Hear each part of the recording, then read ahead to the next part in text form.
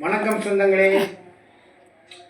எப்பயும் போல தான் இன்றைக்கி பாப்பா கூப்பிட்டுருந்தேன். நான் பரவாயில்ல, 2 நாளைக்கு லீவு, நாளைக்கு லீவு, நாளான்னைக்கு லீவு. நான் போக வேண்டியதில்லை. இப்போ பாப்பாவுக்கு ஸ்கூல் இருந்துச்சுன்னா காலையில் வந்து 7:15 7:30 7:30க்குள்ளே நான் எந்திரிக்கணும். அப்போ தான் கரெக்டாக இருக்கும். இப்போ ஸ்கூல் இல்லைன்னு வச்சுக்கோங்க, ஒரு 8:30 மணி வரைக்கும் கூட நம்ம கொஞ்ச நேரம் தூங்கலாம். கொஞ்சம் நல்லா இதாக இருக்கும்.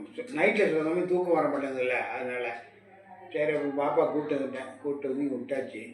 மத்தியானம் வந்து இந்த ரேஷன் கடைக்கு போனாங்க இன்றைக்கி. ரேஷன் கடைக்கு போய் கொஞ்சம் லேட்டாகி போச்சு. அப்புறம் அவர் ஃபோன் பண்ணி சொன்னேன், இந்த மாதிரி வந்துருக்கிறேன். பரவாயில்ல வாங்கி கொடுங்க, அதனால் ஒன்றும் இல்லை, வாங்கி கொடுத்துட்டீங்க வாங்கினாங்க.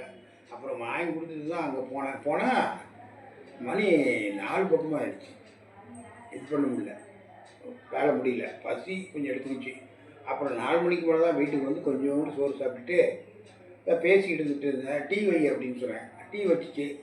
நம்ம வீட்டுக்கார மாதிரி சும்மா இருக்க மாட்டாங்கிறேன். டீயோட இதான் இந்த சிப்ஸு நேற்று வாங்கிட்டு வந்தார் மகன், இதுவும் வாங்கிட்டு வந்தார்.